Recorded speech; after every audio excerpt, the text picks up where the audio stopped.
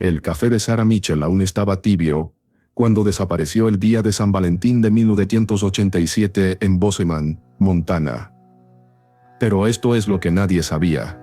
Durante 34 años, el hombre en quien confiaban para proteger a sus hijos cada mañana era el mismo hombre que había asesinado a su querida mesera. Y cada día, se paraba en la escuela primaria, Roosevelt, con su chaleco de seguridad naranja y su señal de alto, ocultando el secreto más siniestro que este pueblo de montaña había conocido jamás. La mesera de 1000 años acababa de terminar su turno de cierre en el restaurante Rosie, cuando salió hacia lo que se convertiría en el misterio más inquietante de Montana. Su abrigo de lana Burdeos desapareció en la nieve arremolinada a las 10. Su Honda Civic fue encontrado funcionando vacío en el camino del condado 8. Fue descubrir que su asesino había pasado las siguientes 3 décadas ganándose la confianza de la comunidad, mientras ocultaba el crimen más oscuro en la historia del condado Gallatin. Exactamente del 14 de febrero de 1987. El último cliente había salido del restaurante Rosie en la avenida Norte 7. Sarah Mitchell, conocida en todo Bozeman por su puntualidad y calidez genuina, estaba metódicamente apilando sillas sobre las mesas, cuando los primeros copos de nieve de lo que los meteorólogos después llamarían la tormenta del siglo, comenzaron su descenso implacable contra la ventana cubierta de escarcha. Helen Kowalski, la gerente del restaurante, después les diría a los investigadores que Sarah parecía diferente esa noche. No exactamente distraída, sino preocupada de una manera que no era típica para la chica que usualmente tarareaba mientras trabajaba. Sarah revisaba el reloj de pared más frecuentemente de lo usual, mirando hacia las ventanas donde la nieve había comenzado a acumularse en patrones que sugerían que esta no sería solo otra tormenta invernal de Montana. Para las 10:43 p.m., las luces fluorescentes estaban atenuadas, el letrero de cerrado estaba volteado, y Sarah se estaba poniendo su abrigo de lana Burdeos apretado alrededor de sus hombros. Helen observó por la ventana frontal del restaurante mientras Sarah caminaba hacia el área de estacionamiento para empleados, sus pasos dejando las primeras huellas en lo que rápidamente se estaba convirtiendo en una nevada significativa. Su Honda Civic de 1983 estaba solo bajo la única luz del estacionamiento. El auto que había sido un regalo de graduación de sus padres, y nunca había fallado en encender, incluso en los inviernos más brutales de Montana. Lo que pasó en esos cruciales 60 pies entre la puerta trasera de Rosie's y ese Honda consumiría los siguientes 34 años de preguntas, teorías y dolor.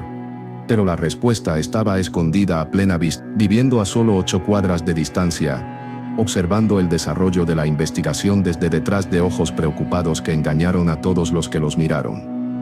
Jeremy Walsh estaba manejando a casa desde su turno tardío en el aserradero Bozeman, a las 11, tomando el camino del condado 86, para evitar lo peor de la tormenta. Sus faros de repente iluminaron algo que lo hizo pisar los frenos con fuerza. El Honda de Sarah estaba sentado en medio del camino como un accesorio de escenario abandonado. El motor estaba funcionando, el escape visible en el aire gélido, los faros creando conos de luz que iluminaban la nieve que caía como brillantina en una bola de nieve.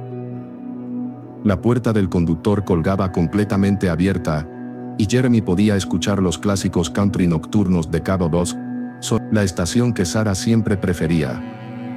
Su cartera de cuero marrón permanecía en el asiento del pasajero con la billetera intacta junto con 43. Sus llaves colgaban del encendido, el motor funcionando suavemente a pesar de la nieve acumulándose. Pero Sarah había desaparecido, se había esfumado. La única evidencia de lucha era una sola marca de rasguño en la nieve al lado de la puerta abierta, y su zapato plano de cuero marrón izquierdo descubierto a 15 pies de distancia, parcialmente enterrado bajo la nevada. La llamada al norte. Hay un auto simplemente sentado aquí con la puerta abierta y nadie adentro. Algo muy malo pasó aquí. Lo que Jeremy no sabía era que alguien más había estado en esa escena menos de 30 minutos antes. Alguien que entendía exactamente cómo manipular evidencia. Alguien que había planeado este momento durante semanas.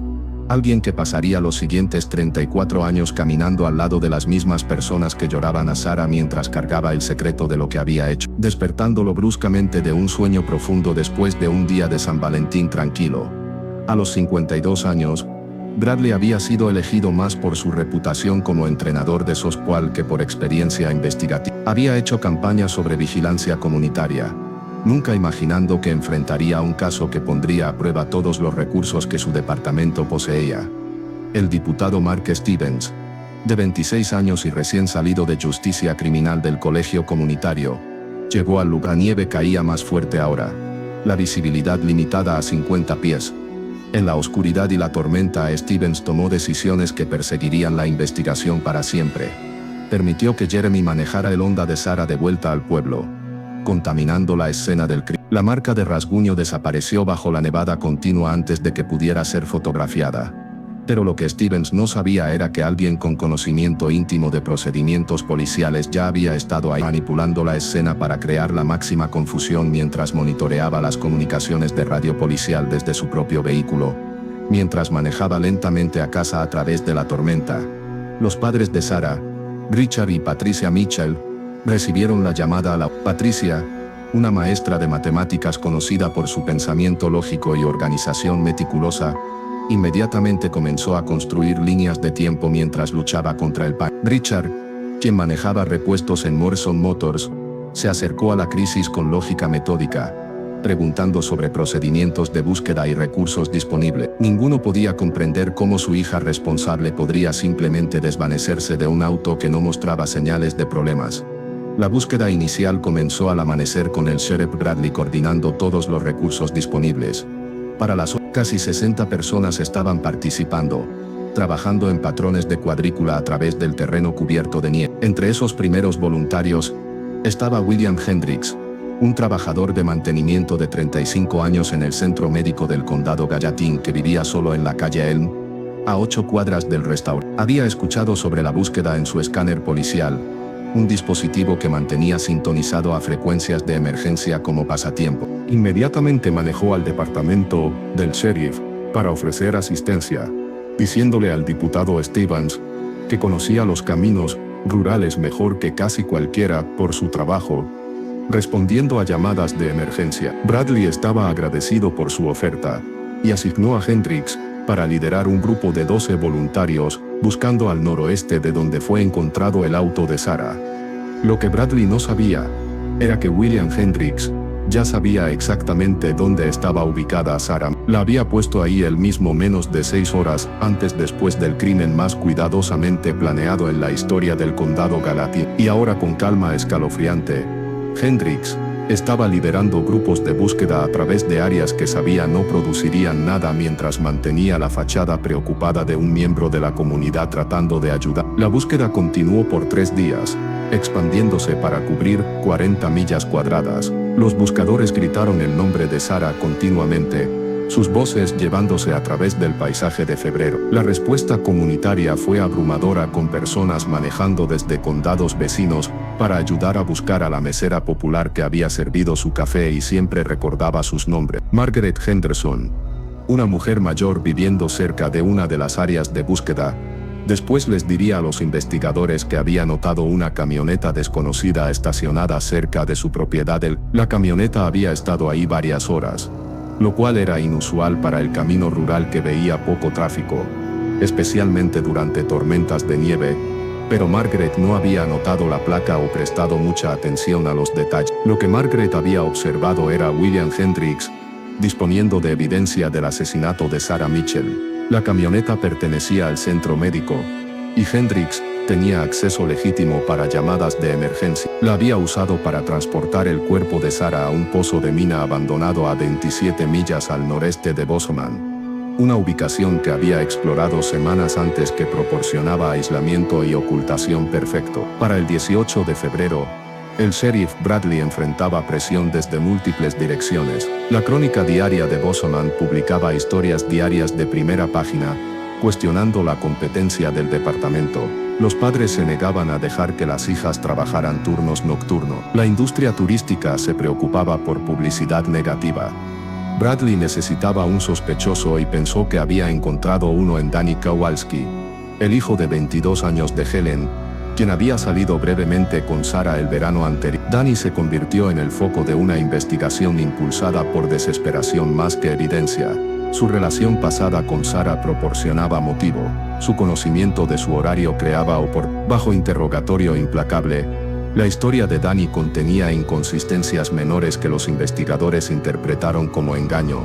El arresto llegó el 3 de marzo, pero los cargos colapsaron en julio cuando el metraje de seguridad del bar de Murphy corroboró su coartada. Mientras Danny era acusado injustamente, el verdadero asesino continuó su vida normal. William Hendricks había desviado exitosamente la sospecha siendo el ciudadano servicial que se ofrecía voluntario para grupos de búsqueda. Conocía cada técnica que la policía estaba usando porque había estado ahí para todo.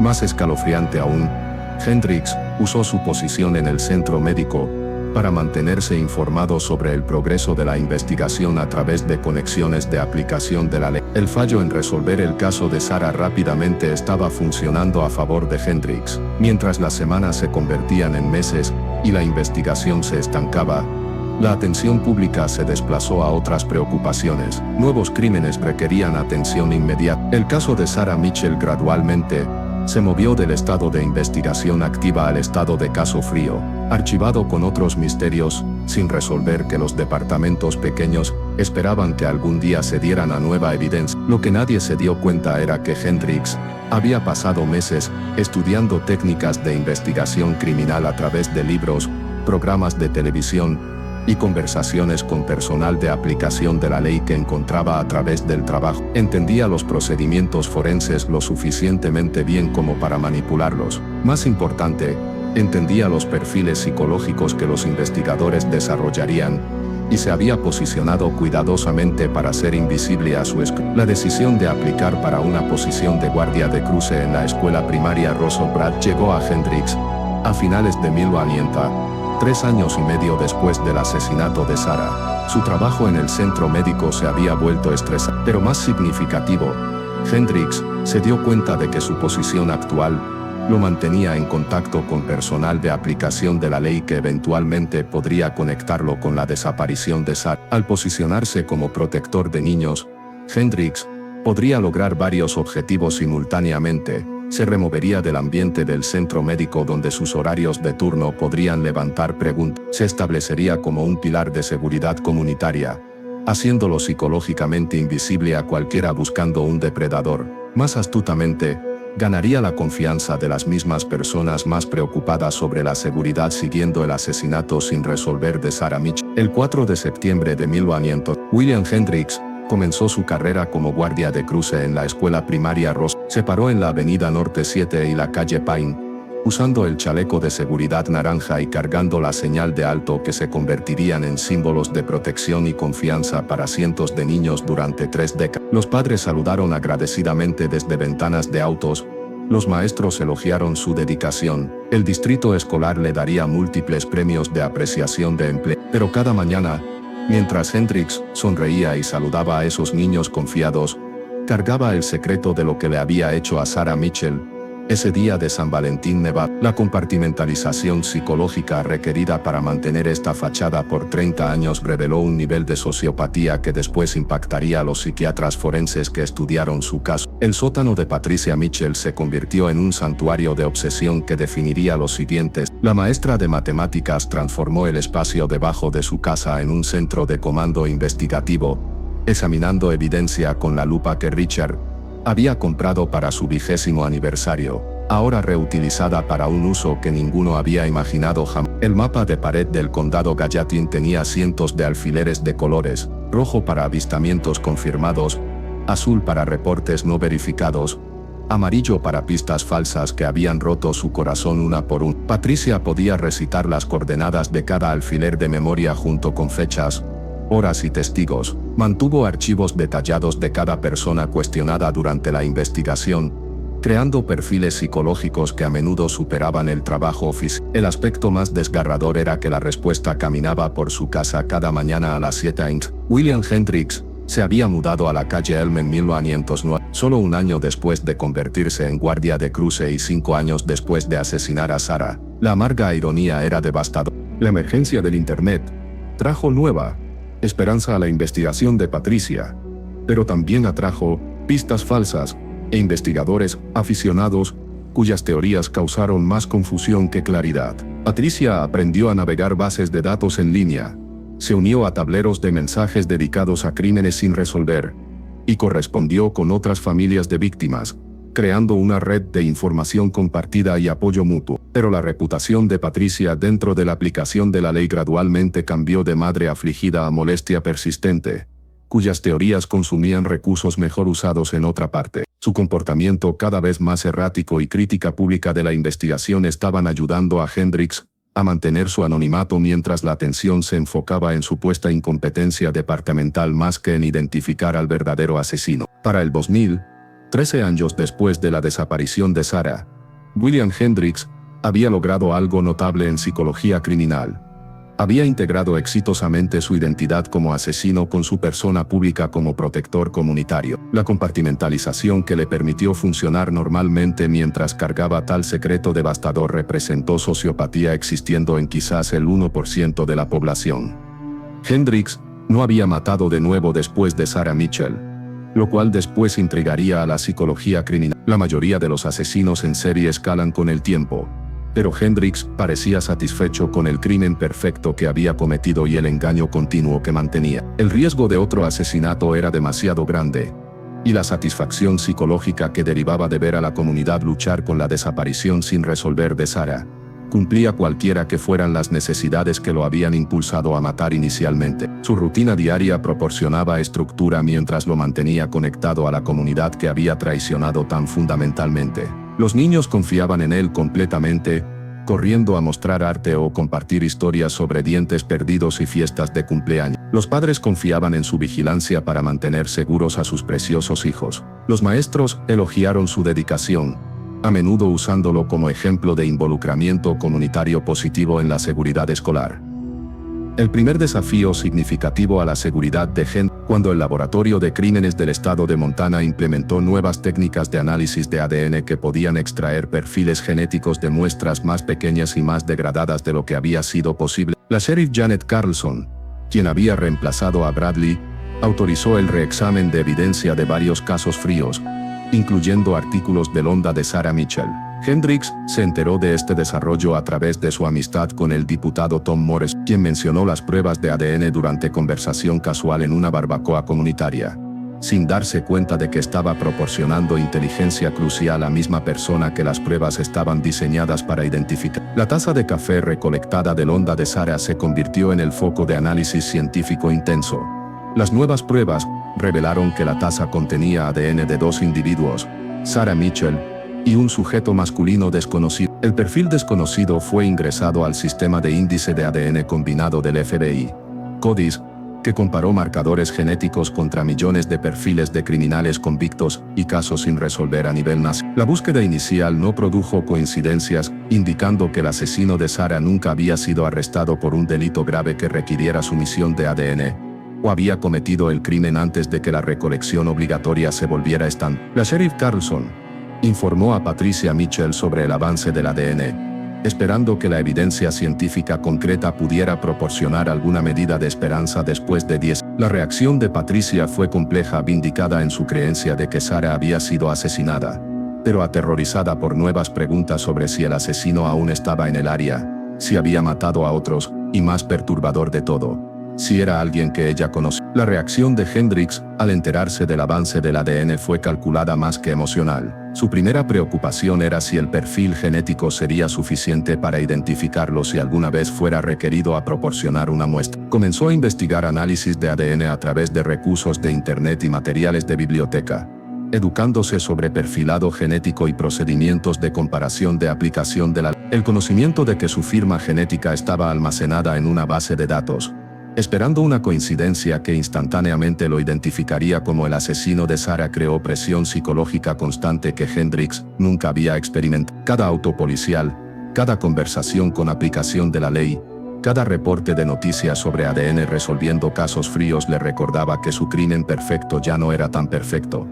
Pero Hendricks entendía que la evidencia de ADN sola no era suficiente para procesamiento. Los investigadores necesitarían evidencia adicional, testimonio de testigos, y más importante, necesitarían identificarlo como un sospechoso digno de comparación. Esto lo llevó a mantener su rutina normal más que huir, razonando que la partida repentina levantaría sospechas entre personas que lo habían conocido por décadas. La detective Lisa Chen llegó a Bozeman durante el verano de 2019 con experiencia en investigaciones de casos fríos y una maestría en ciencia forense. La exinvestigadora de Seattle de 38 años había solicitado específicamente asignación en Montana, porque quería trabajar casos complejos donde los esfuerzos individuales podían impactar significativamente misterios sin resolver que habían frustrado a investigadores por años. El primer encuentro de Chen con los archivos del caso de Sarah Mitchell ocurrió en la sala de evidencia del sótano, donde cajas de cartón de los años 80 estaban sentadas junto a sistemas de almacenamiento digital moderno. El contraste entre técnicas de investigación viejas y nuevas fue inmediatamente aparente, con fotografías de escena del crimen amarillentas almacenadas junto a evidencia de ADN, analizada usando tecnología que no existía cuando Sarah desapareció. El avance de Chen llegó mientras examinaba fotografías del Honda abandonado de Sarah. Notó que los técnicos de escena del crimen de 1987 habían recolectado una taza de café del portavasos del vehículo, aparentemente asumiendo que pertenecía a Sarah. La taza había sido almacenada en una bolsa de evidencia de papel y olvidada por 32 años. Su significado potencial pasado por alto por investigadores que carecían de tecnología de análisis de ADN. El análisis de ADN mejorado que Chen autorizó representó la vanguardia de la ciencia forense, utilizando técnicas de extracción que podían aislar material genético de muestras cada vez más pequeñas y degradadas. Los resultados llegaron al email de Chen el 23 de enero de 2020 con información que transformaría fundamentalmente la investigación. La taza contenía ADN de Sarah Mitchell y un sujeto masculino desconocido. El perfil desconocido fue ingresado a CODIS, pero no produjo coincidencias directas, sugiriendo que el asesino de Sarah nunca había sido arrestado por un delito grave o había cometido el crimen antes de la recolección obligatoria. Sin embargo, el perfil era adecuado para genealogía genética forense, un enfoque revolucionario usando bases de datos de ancestría comercial para identificar sospechosos a través de relaciones genéticas con parientes distintos. Chen trabajó con la genealogista genética forense Cece Moore para analizar el ADN del varón desconocido usando bases de datos públicamente disponibles que contenían millones de perfiles genéticos de entusiastas de ancestría que habían contribuido sin saberlo a investigaciones criminales. El proceso involucró comparar ADN de escena del crimen contra estas bases de datos para identificar parientes genéticos potenciales. Luego construir árboles genealógicos para estrechar posibles sospechosos. El análisis de genealogía genética consumió 4 meses de procesamiento de computadora y construcción de árboles genealógicos. El equipo de Moore identificó varias coincidencias genéticas distantes, indicando que el sujeto desconocido probablemente descendía de inmigrantes alemanes e irlandeses que se establecieron en Montana a finales del siglo. El análisis sugirió que el asesino era probablemente varón, de 30 a 50 años al momento del asesinato de Sarah, y había probablemente vivido en el área de Bozeman la mayor parte de su vida. El avance llegó cuando el análisis de Moore identificó una conexión genética con la línea familiar Hendricks. La relación era distante, aproximadamente terceros o cuartos primos, pero proporcionó la primera pista concreta desde que el perfil de ADN fue desarrollado. Moore comenzó a construir árboles genealógicos detallados para varias ramas Hendricks, usando registros de nacimiento, certificados de matrimonio, datos de censo y obituarios para rastrear descendientes que encajaran con el perfil del asesino. William Thomas Hendricks emergió como persona de interés a través del análisis genealógico, aunque su conexión parecía periférica inicialmente. Nacido en 1952 en Bozeman, habría tenido 35 años al momento del asesinato de Sarah, dentro del rango de edad sugerido. Su historial de empleo mostró trabajos proporcionando acceso a vehículos y conocimiento de caminos rurales, primero mantenimiento del centro médico, luego guardia de cruce de escuela primaria. La investigación de antecedentes inicial de Chen reveló lo que parecía ser una vida ejemplar. Hendricks había vivido en Bozeman toda su vida adulta, manteniendo empleo estable y construyendo una reputación como miembro comunitario confiable y servicial. Su único historial criminal consistía en violaciones de tráfico menores, y los registros de empleo contenían evaluaciones consistentemente positivas, describiéndolo como confiable, callado y bien respetado. Pero la experiencia de Chen le había enseñado a mirar más allá de apariencias superficiales, particularmente en casos involucrando engaño a largo plazo. Comenzó a conducir vigilancia discreta, Mientras investigaba las actividades de Hendrix, la investigación requería balance cuidadoso entre reunir información y evitar detección, ya que revelación prematura podía provocar fuga o destrucción de evidencia. Las fotografías de vigilancia capturaron a Hendrix en momentos ordinarios definiendo su persona pública aquí se paró afuera de la escuela primaria Roosevelt a las 7 a.m., con chaleco de seguridad naranja reflejando luz solar mientras niños cruzaban bajo su protección.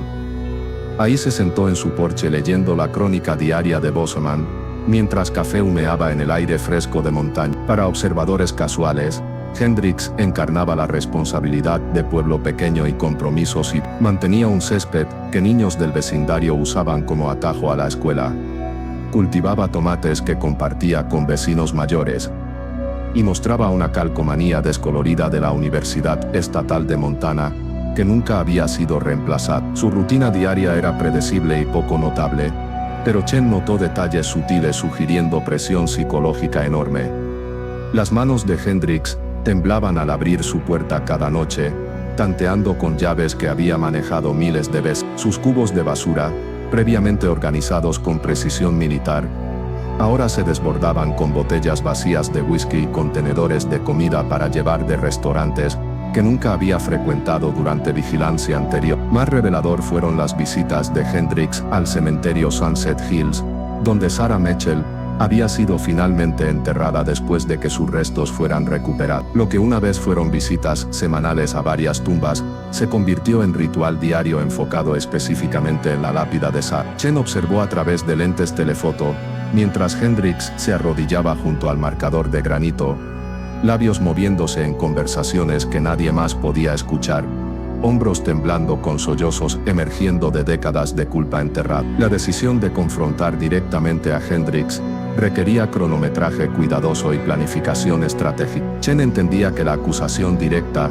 sin evidencia suficiente, podía provocar fuga o destrucción de evidencia, pero permitirle continuar su rutina normal arriesgaba deterioro psicológico que podía dejarlo incapaz de testimonio coherente sobre el destino de Sarah. Chen eligió aplicar presión gradualmente creciente, comenzando con preguntas de seguimiento aparentemente rutinarias y construyendo hacia revelación de evidencia genética. Contactó a Hendrix por teléfono el 10 de marzo de 2021, identificándose como detective conduciendo revisiones comprensivas de casos fríos, incluyendo la desaparición de Sarah. Hendrix accedió a reunirse en el departamento del sheriff, mostrando comportamiento coaterativo que había mantenido durante décadas, pero Chen inmediatamente notó señales de estrés ausentes de vigilancia anterior, respiración superficial y rápida, manos cerradas firmemente para controlar temblor, ojos moviéndose hacia la puerta de la sala de entrevistas como calculando rutas de escape. La primera entrevista duró 90 minutos con Chen,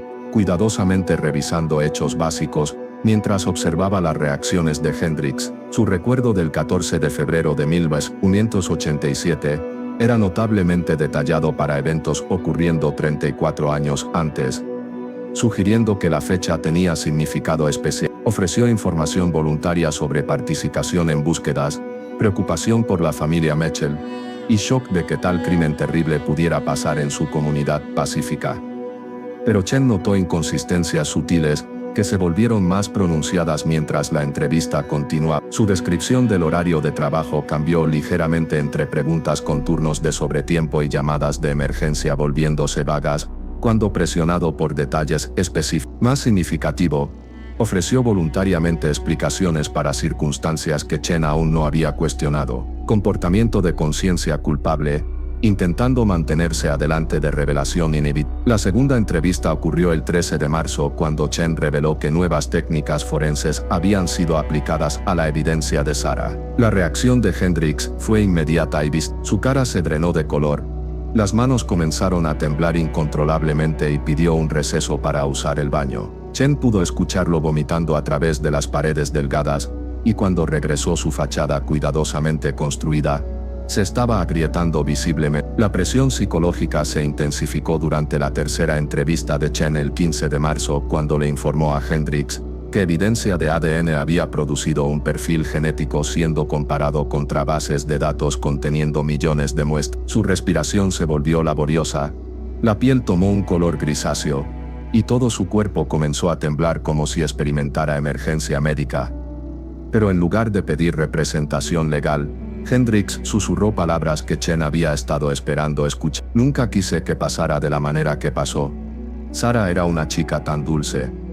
No merecía lo que le hice. La confesión que siguió fue fragmentada y emocional, puntuada por sollozos y largos silencios mientras Hendricks luchaba por articular acciones que había mantenido en secreto por más de la mitad de su vida. Reveló que había estado obsesionándose con Sara por semanas antes de su asesinato, observándola desde distancia y aprendiendo su horario a través de observación cuidadosa. El día de San Valentín de 1987, Hendricks se había posicionado a lo largo del camino del Condado 86, sabiendo que Sara probablemente usaría ese camino para evitar la tormenta. Cuando su Honda apareció en sus faros alrededor de las... Había usado su vehículo del centro médico para forzarla fuera del camino.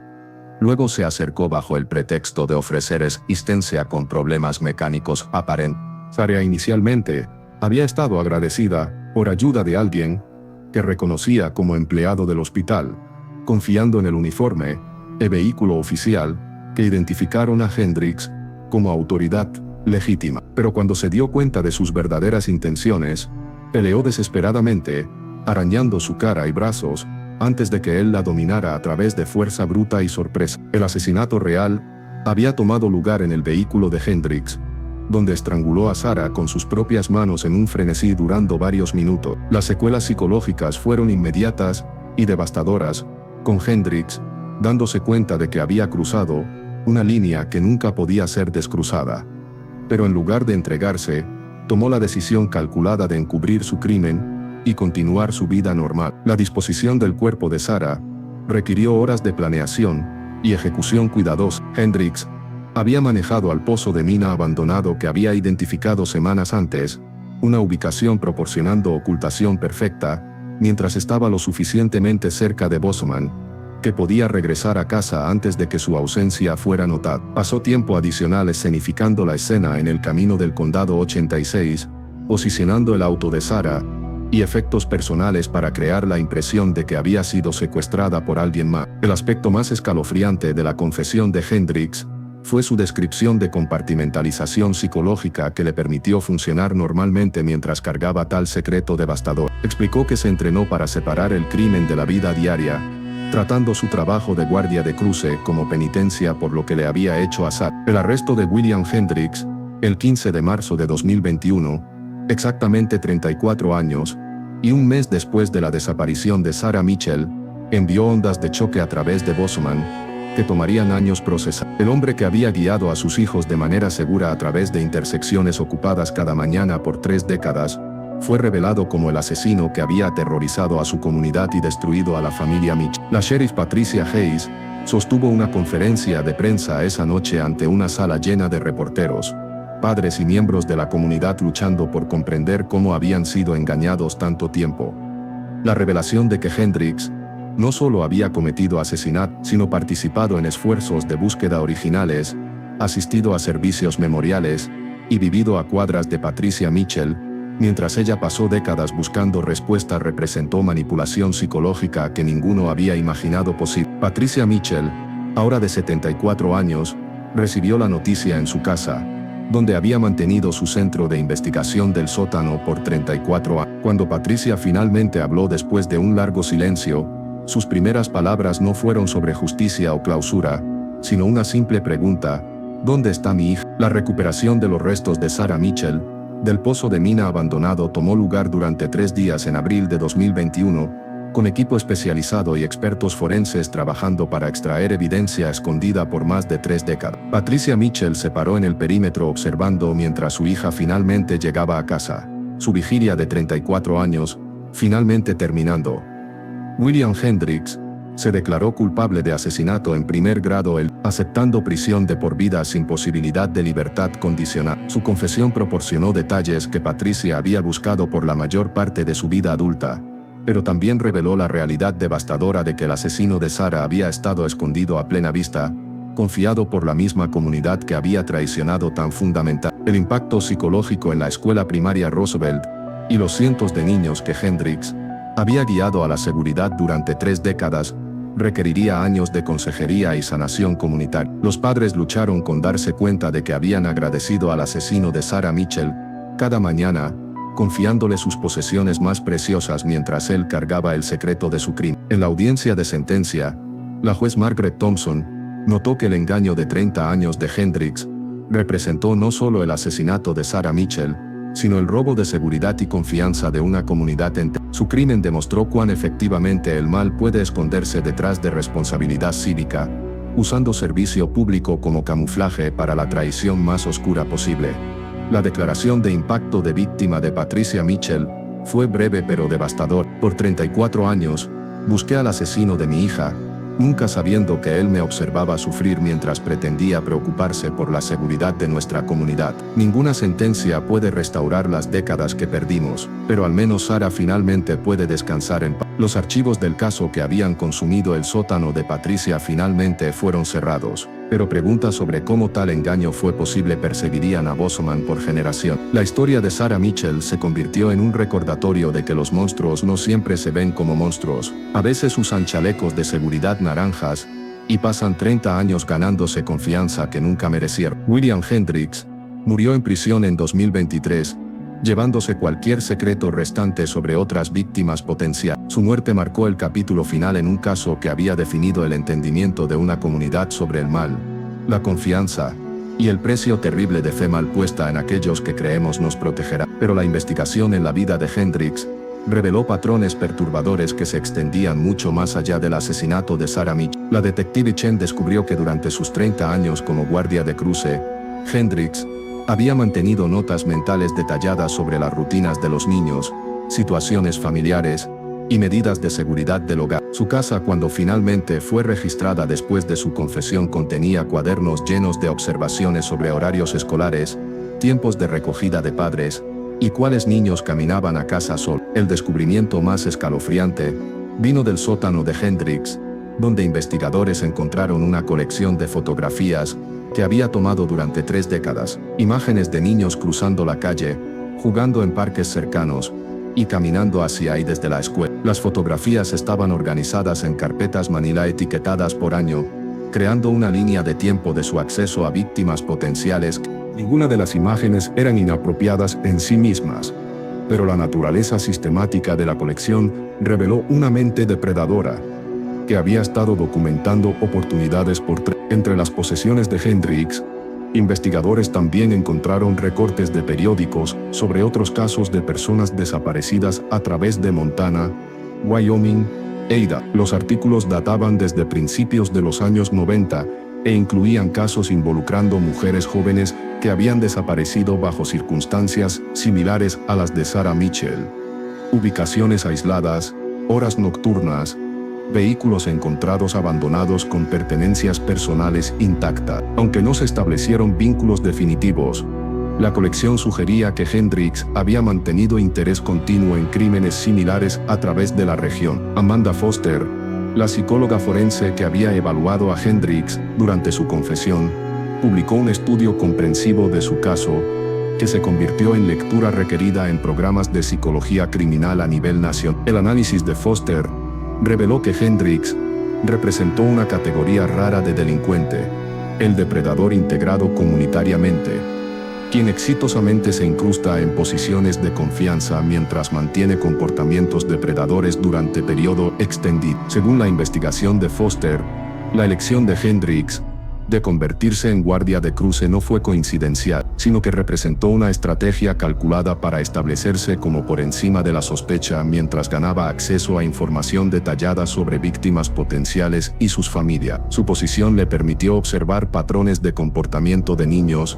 identificar individuos vulnerables y monitorear medidas de seguridad comunitaria que podrían interferir con actividad criminal futura. El perfil psicológico que emergió del estudio de Foster pintó una imagen de autocontrol extraordinario combinado con planificación paciente y metódica. Hendricks aparentemente había satisfecho sus impulsos depredadores a través del asesinato de Sarah Mitchell, Luego canalizó sus impulsos restantes en escenarios de fantasía elaborados involucrando a los niños que observaba diariamente. La posición de guardia de cruce le proporcionó una salida socialmente aceptable para su necesidad de controlar y monitorear víctimas potenciales mientras mantenía la fachada de servicio comunitario. El hallazgo más perturbador de Foster fue que Hendricks probablemente había experimentado excitación sexual de las dinámicas de poder involucradas en sus interacciones diarias con niños confiados y padres agradecidos. La posición de guardia de cruce le había permitido ser simultáneamente depredador y protector, derivando satisfacción tanto de su conocimiento oculto de su verdadera naturaleza, como de la dependencia completa de la comunidad en su supuesta dedicación a la seguridad infantil. La investigación en las actividades de Hendricks durante sus años de empleo en el centro médico reveló patrones adicionales preocupantes. Colegas anteriores recordaron que se había ofrecido voluntario para turnos de sobretiempo que involucraban llamadas de emergencia a ubicaciones remotas, particularmente durante horas nocturnas y de fin de semana cuando la supervisión era mínima. Su acceso a vehículos del centro médico le había proporcionado transporte que no levantaría preguntas si era visto en ubicaciones inusuales durante horas no comerciales. Más significativo, investigadores descubrieron que Hendricks había mantenido conocimiento detallado de procedimientos de comunicación policial, horarios de turnos, y protocolos investigativos a través de su extensa red de amistades de aplicación de la ley. Esta inteligencia le había permitido monitorear el progreso de la investigación de Sarah Mitchell, mientras se posicionaba como recurso comunitario valioso más que como sospechoso potencial. La revelación de la verdadera naturaleza de Hendricks provocó una revisión comprensiva de protocolos de seguridad en escuelas primarias a través de Montana. La legislatura estatal aprobó el Acta de Protección Infantil Sarah Mitchell en 2022, requiriendo verificaciones de antecedentes mejoradas, evaluaciones psicológicas y monitoreo continuo para todos los empleados escolares y voluntarios que tuvieran contacto regular con niños. La legislación también mandó entrenamiento anual para educadores sobre reconocer señales de comportamiento depredador entre personal y voluntarios comunitarios. La escuela primaria Roosevelt sufrió una transformación completa siguiendo el arresto de Hendricks, con nuevas medidas de seguridad, políticas actualizadas para evaluación de voluntarios, y programas de consejería comprensivos para estudiantes, personal y familias afectadas por la revelación de la verdadera naturaleza de su guardia de cruce confiable. La intersección donde Hendricks había estado parado por 30 años fue renombrada Esquina Memorial Sarah Mitchell, con una placa permanente honrando su memoria y reconociendo el compromiso de la comunidad de nunca más permitir que tal engaño florezca. Patricia Mitchell, a pesar de su edad avanzada y salud declinante, se convirtió en defensora vocal de financiamiento para investigaciones de casos fríos y servicios de apoyo a familias de víctimas. Testificó ante la legislatura de Montana sobre la importancia de mantener esperanza y continuar esfuerzos investigativos incluso cuando los casos parecían sin esperanza. Su centro de comando del sótano fue finalmente donado a la Fundación de Casos Fríos de Montana, donde sus métodos de documentación meticulosos se convirtieron en modelo para otras familias buscando respuestas sobre seres queridos desaparecidos. El caso de Sarah Mitchell cambió fundamentalmente cómo agencias de aplicación de la ley se acercan a integración comunitaria y verificación de confianza. El enfoque metódico de la detective Chen para reexaminar evidencia vieja usando nueva tecnología se convirtió en plantilla para investigaciones de casos fríos a través de la nación, mientras sus técnicas cuidadosas de vigilancia e interrogación fueron incorporadas en programas de entrenamiento para investigadores especializándose en casos de engaño a largo plazo. La comunidad de Bozeman luchó por años para procesar el trauma psicológico de descubrir que su miembro comunitario más confiable había estado viviendo una mentira por 3 décadas. Grupos de apoyo fueron establecidos para padres cuyos hijos habían tenido contacto diario con Hendricks, y profesionales de salud mental notaron tasas incrementadas de ansiedad y problemas de confianza entre familias que habían dependido de su protección. Pero quizás el impacto más duradero del caso de Sarah Mitchell fue el reconocimiento de que el mal no siempre se anuncia con señales de advertencia obvia. A veces usa chaleco de seguridad naranja, llega temprano al trabajo cada día, y pasa 30 años ganándose confianza mientras esconde el secreto más oscuro posible. El caso sirvió como recordatorio permanente de que vigilancia y verificación deben siempre acompañar confianza, especialmente cuando se trata de proteger a los miembros más vulnerables de la sociedad. La ironía final del engaño de 34 años de William Hendricks fue que su captura eventual resultó no de trabajo detectivesco brillante o sospecha comunitaria, sino del simple hecho de que había dejado atrás una taza de café en el auto de Sarah Mitchell esa noche nevada de San Valentín. Las cantidades traza de saliva que eventualmente lo traicionarían habían estado esperando pacientemente en una sala de evidencia para que la tecnología alcanzara a la justicia, probando que a veces los detalles más pequeños pueden derribar incluso la mentira más cuidadosamente construida. La taza de café misma se convirtió en símbolo tanto de tragedia como de esperanza en la comunidad de aplicación de la ley. La detective Chen mantuvo una fotografía de la bolsa de evidencia en su escritorio como recordatorio de que ningún caso está verdaderamente frío, solo esperando la combinación correcta de tecnología, persistencia y cronometraje. La taza fue finalmente exhibida en el Museo de Aplicación de la Ley de Montana, junto a la historia de Sarah,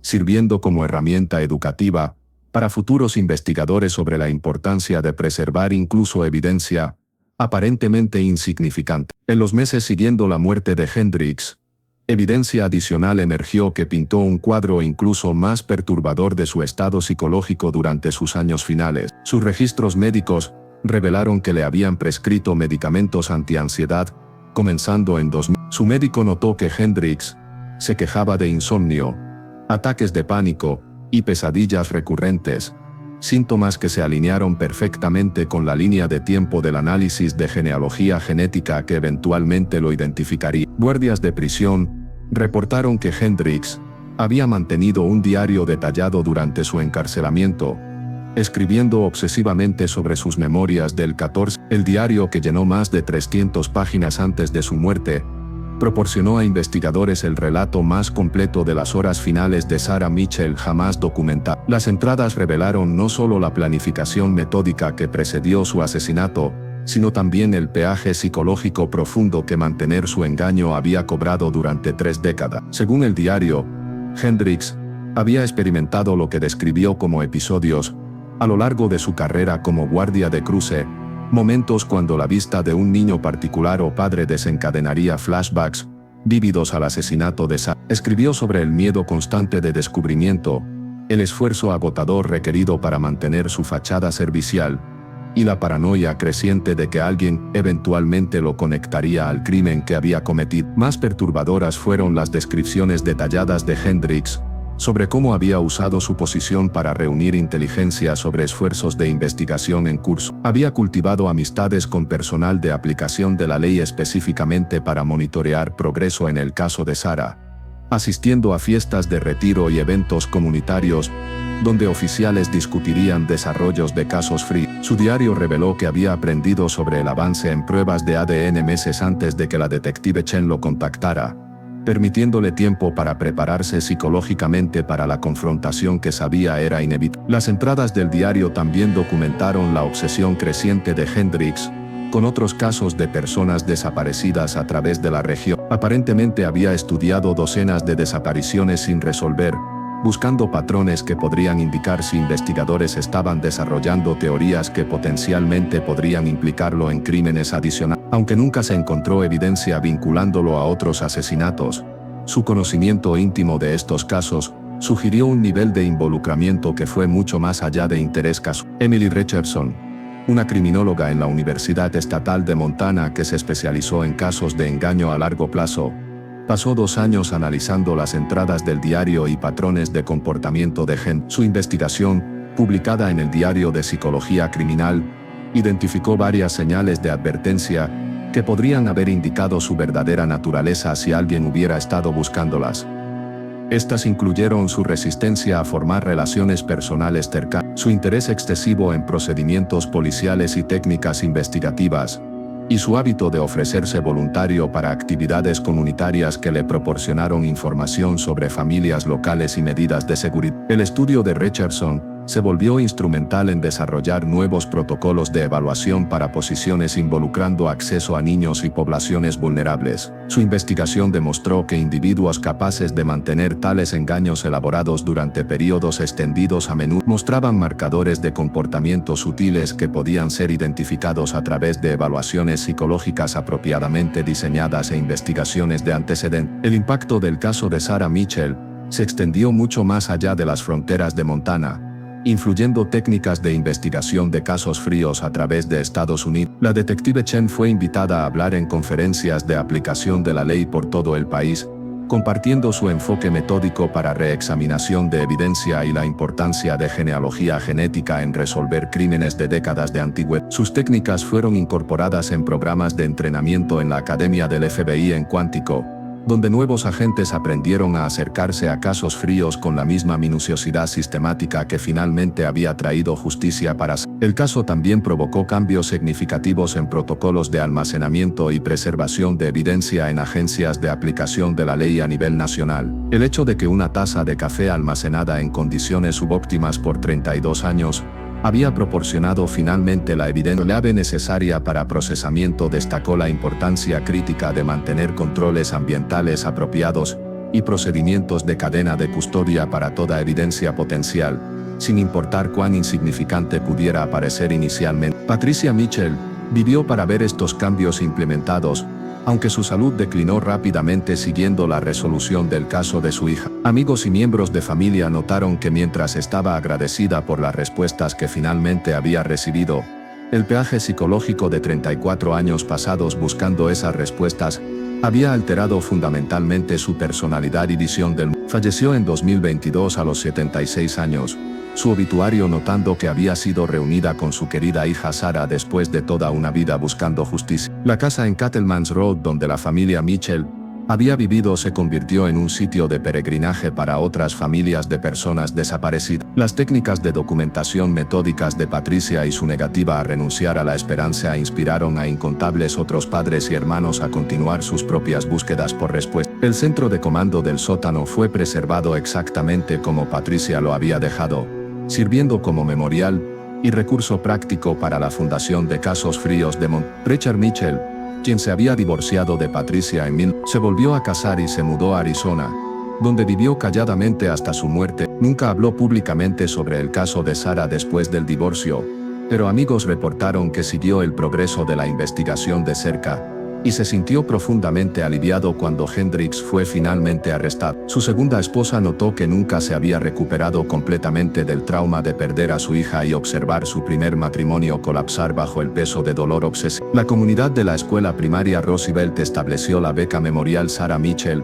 en 2022, proporcionando financiamiento anual para estudiantes persiguiendo carreras en aplicación de la ley, ciencia forense o defensa de víctimas. La ceremonia de beca toma lugar cada 14 de febrero en la escuela con recipientes requeridos a investigar y presentar sobre temas relacionados con seguridad infantil y vigilancia comunitaria. La beca sirve como memorial a Sarah y herramienta educativa para futuras generaciones que podrían ayudar a prevenir tragedias. La detective Chen continuó trabajando casos fríos en Montana hasta su retiro en 2024. Resolviendo 6 asesinatos adicionales de décadas de antigüedad usando técnicas que había refinado durante la investigación de Sarah. Habló frecuentemente sobre la importancia de nunca rendirse en casos que parecían imposibles de resolver, enfatizando que avances en tecnología y métodos investigativos podían dar nueva vida incluso a las investigaciones más desafiantes. Su caso final antes del retiro fue la desaparición de Mildred, de una estudiante universitaria en Missoula, resuelto usando técnicas de genealogía genética que habían sido inspiradas por el caso de Sarah. La intersección donde fue encontrado el auto de Sarah Mitchell fue finalmente renombrada Autopista Memorial Sarah Mitchell, con un marcador permanente describiendo su historia y la investigación de 34 años que finalmente trajo a su asesino ante la justicia. El memorial sirve como recordatorio a viajeros sobre la importancia de vigilancia comunitaria y el impacto devastador que el crimen violento puede tener en comunidades pequeñas que se creen seguras de tal tragedia. La casa de Hendricks en la calle Elm Fue demolida en 2023 después de permanecer vacante por 2 años siguiendo su arresto. No se pudieron encontrar compradores a pesar de la ubicación deseable de la propiedad y precio módico. La mancha psicológica de su asociación con el asesinato de Sara probó ser imposible de superar. El lote fue finalmente comprado por la ciudad de Bozeman y convertido en un pequeño parque dedicado a víctimas de crímenes, sin resolver, con bancas y placas memoriales honrando la memoria de aquellos cuyos casos permanecen abiertos. El legado del caso de Sarah Mitchell continúa influyendo política de justicia criminal y técnicas investigativas más de 3 años después de su resolución. Su historia sirve como recordatorio poderoso de que justicia retrasada no es necesariamente justicia negada y que la combinación de avance científico, persistencia investigativa y apoyo comunitario puede eventualmente superar incluso el engaño más sofisticado. Más importante, su caso demostró que los monstruos viviendo entre nosotros no siempre se ven como monstruos. A veces usan uniformes, cargan señales y pasan décadas ganándose confianza que nunca merecen. El entendimiento de una comunidad sobre el mal, la confianza y el precio terrible de fe mal puesta en aquellos que creemos nos protegerá.